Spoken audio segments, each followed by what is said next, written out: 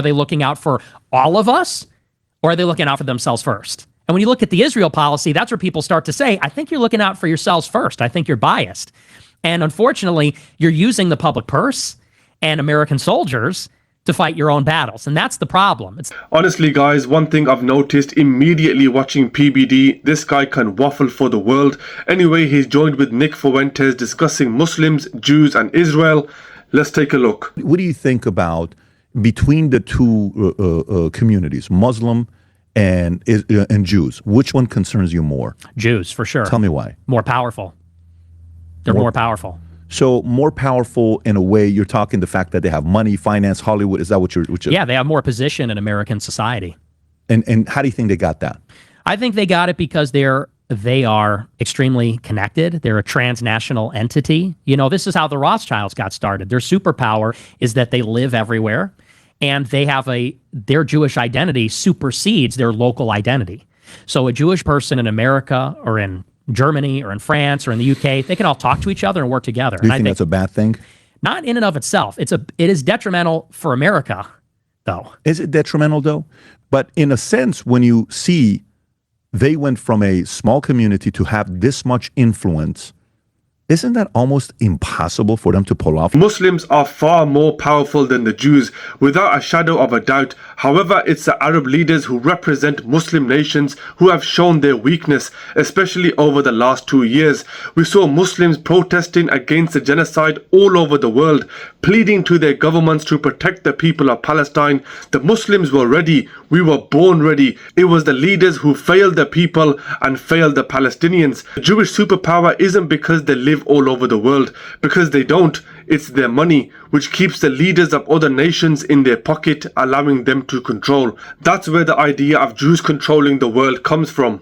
And that's why I say it's detrimental, is that if Jewish people are Jewish first, not of, by, and for America, but of, by, and for the Jewish nation, this is problematic when they're in positions of power, because are they looking out for all of us, or are they looking out for themselves first? And when you look at the Israel policy, that's where people start to say, I think you're looking out for yourselves first. I think you're biased.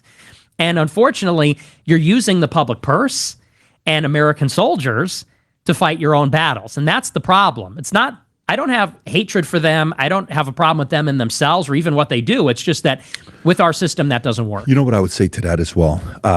When, you know, if they use the American soldiers in their advantage and all that other stuff.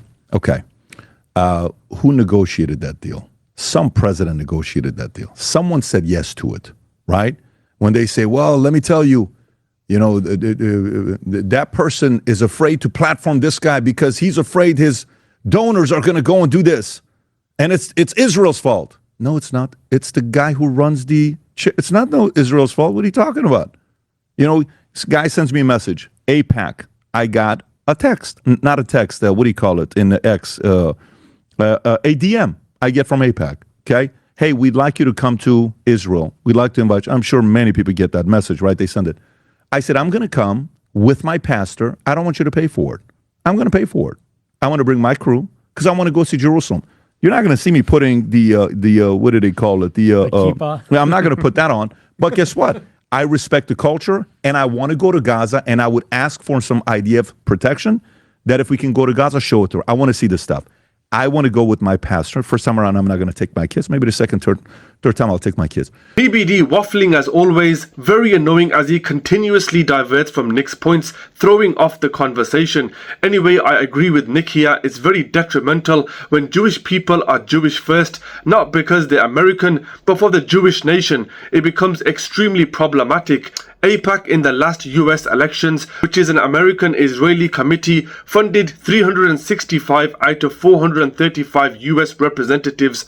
According to Declassified UK, 40% of Keir Starmer's cabinet in the UK have been funded by pro-Israeli groups. It all goes back to Israel first. They don't care about our policies, only their own. Look, if you said Israel over Muslims, right? Mm-hmm. Which of the two do you think has been a bigger net positive to America? Oh, well, it has to be Israel, absolutely. Okay, so a part about that part. But, well, in terms of, I wouldn't say net positive. I would say in terms of raw, maybe like gross positive. Because they've had a lot of contributions culturally and even, in terms of art, literature, music, also scientifically.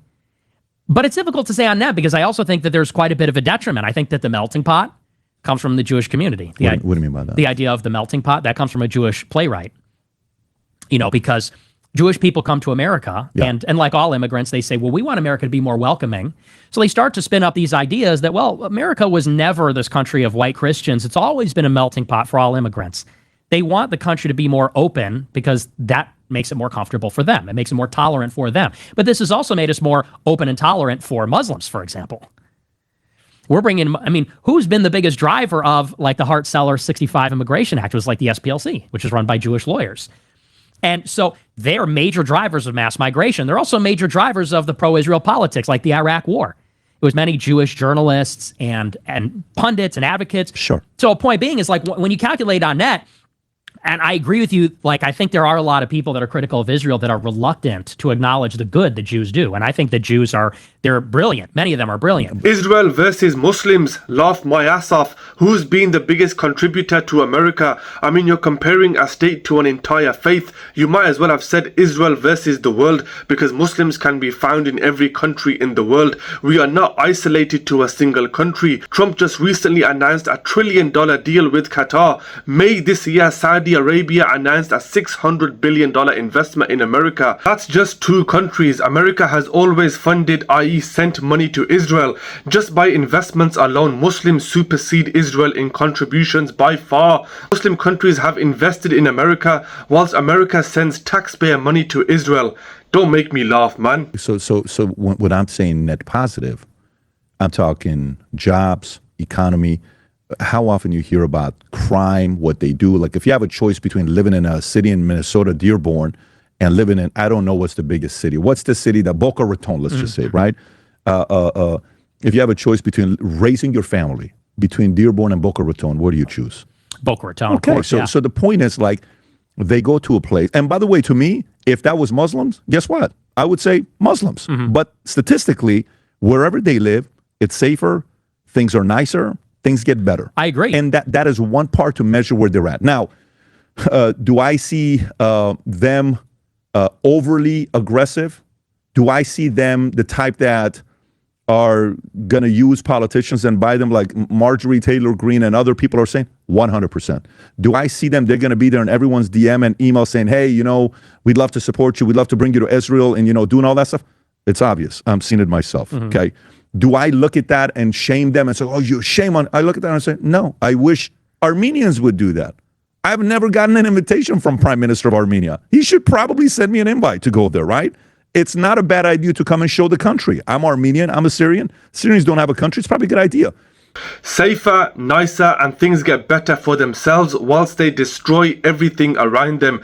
Jews make up less than 16 million worldwide, with the majority in the US and Israel, followed by UK, France and Canada. They make the majority. Within those groups, the Jewish communities keep themselves to themselves. There is no integration. Muslims, on the other hand, live in countries all around the world in huge populations. If you think about it, we have integrated far better than most, if not all, communities, since we pretty much are in every community. Anyway guys, that's enough of these 2 lovebirds for one day. Let me know your thoughts in the comment section below. Support me by liking and subscribing, and I'll see you all on the next video. Peace out.